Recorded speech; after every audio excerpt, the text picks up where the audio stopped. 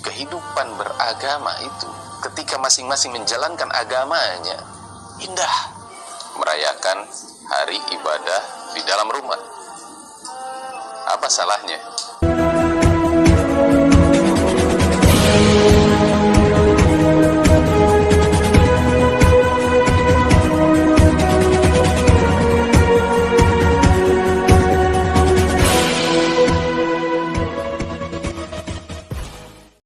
Ya, shalom teman-teman semua dimanapun kita berada pada saat ini, kiranya kita semua tetap berada dalam keadaan sehat, dan apapun yang merupakan aktivitas kita sepanjang hari ini, kiranya Tuhan Yesus memberkati. Dan kembali berjumpa lagi di channel kita ini, yaitu Zemayan Yasin. Terima kasih buat teman-teman semua dan juga para sahabat yang sudah mendukung perkembangan channel ini dengan setia. Dan kiranya kita tetap menggunakannya untuk mencari berkat bagi semua orang. Nah teman-teman, pada video kali ini saya akan membagikan kepada kita semua ada satu kesaksian dari seorang pria muslim, di mana teman-teman dia menanggapi kejadian yang terjadi di beberapa waktu yang lalu, di mana ada pembubaran ibadah Natal di rumah ya.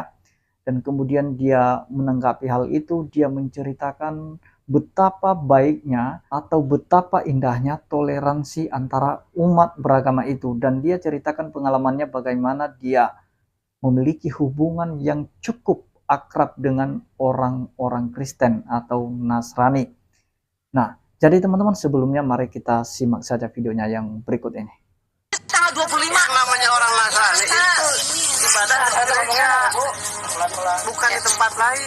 Terus ini kalau ibu bilang ini bukan gereja, berarti ibu nggak sah ibadah di sini. Nggak masalah.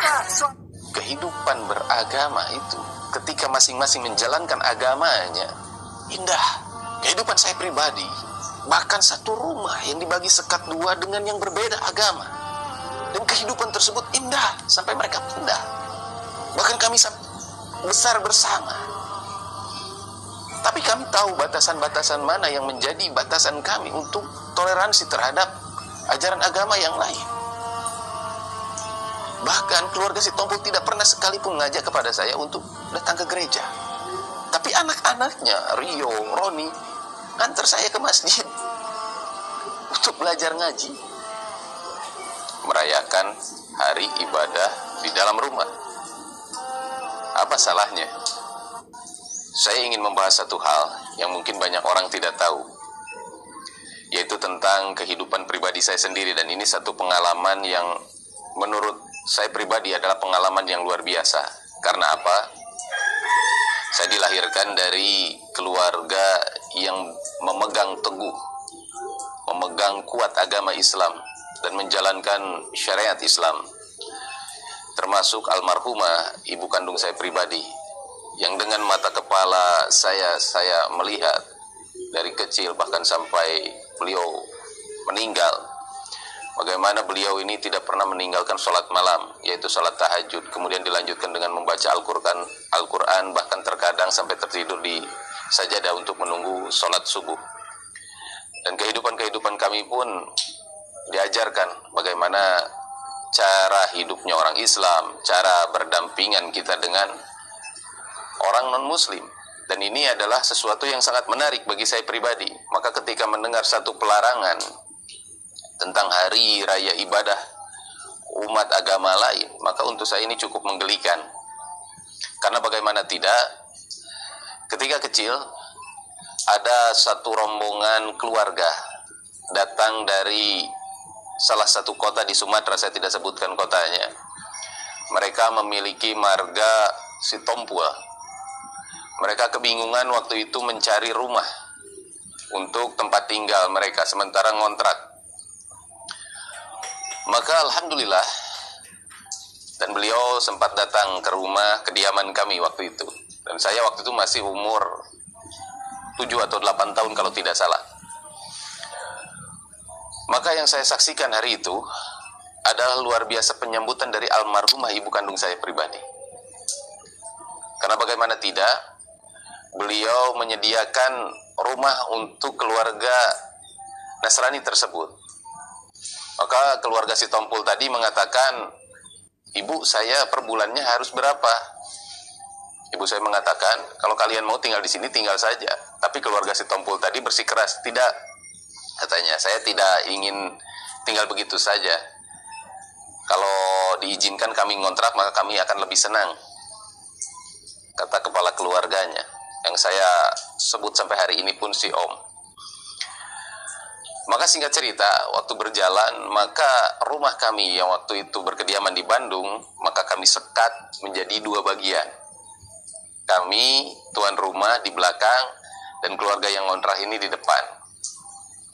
Ibu kandung saya bukan tidak paham siapa yang ngontrak di rumah itu, karena dari marganya pun sudah jelas.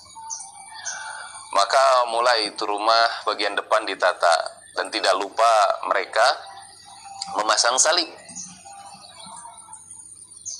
Yang saya heran waktu itu, kenapa ibu saya mengizinkan hal demikian? Waktu berlangsung lama, hari demi hari kami semakin seperti saudara. Karena kalau mau berangkat sekolah, saya kan pasti lewat ke depan. Akhirnya sekolah sama-sama dan satu sekolah.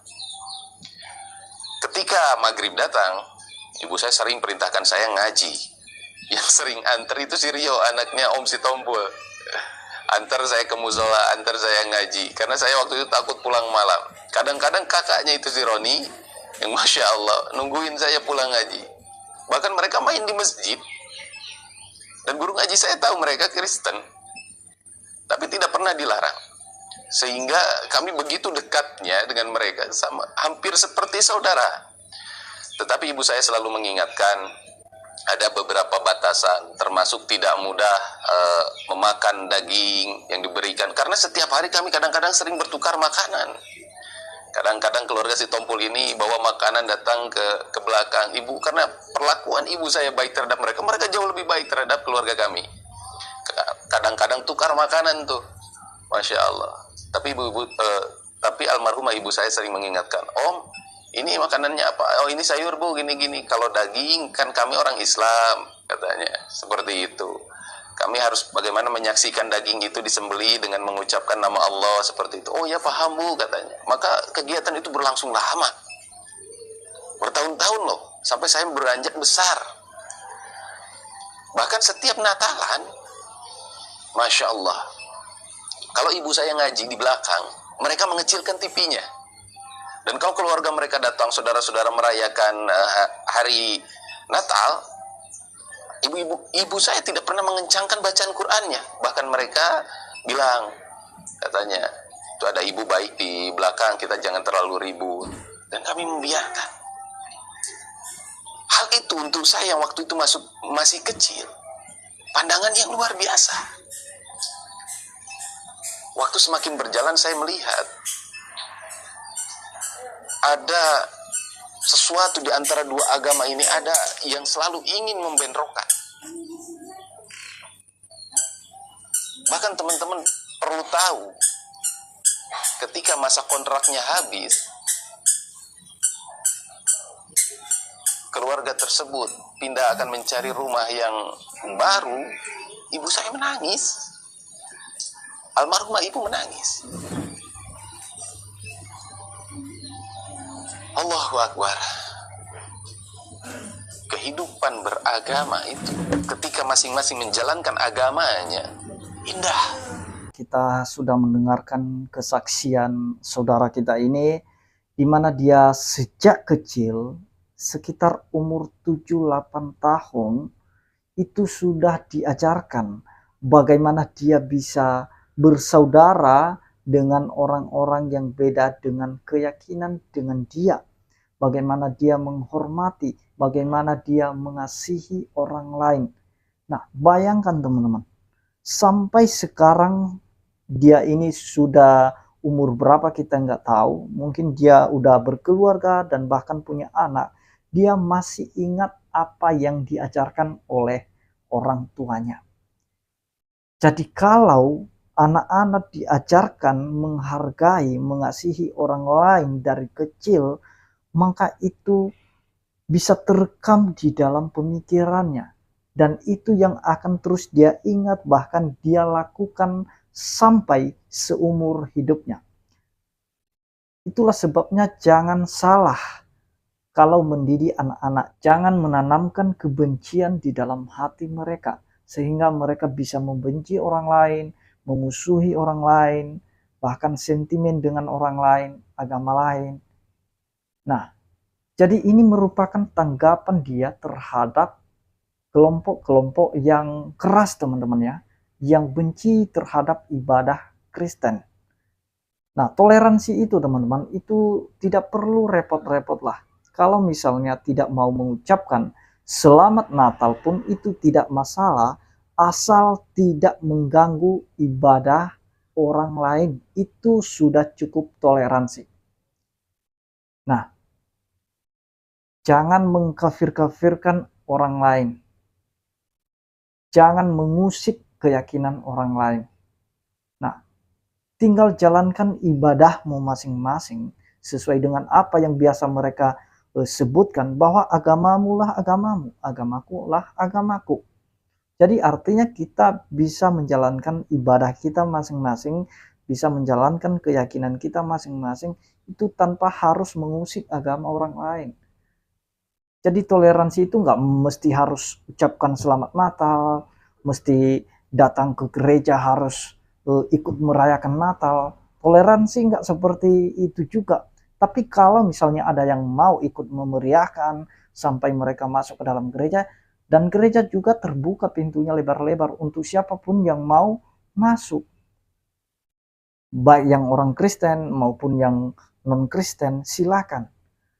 Nah, tetapi jangan nanti sudah mengkafirkan orang, tidak mau mengucapkan selamat Natal, malah justru mau membubarkan ibadah orang.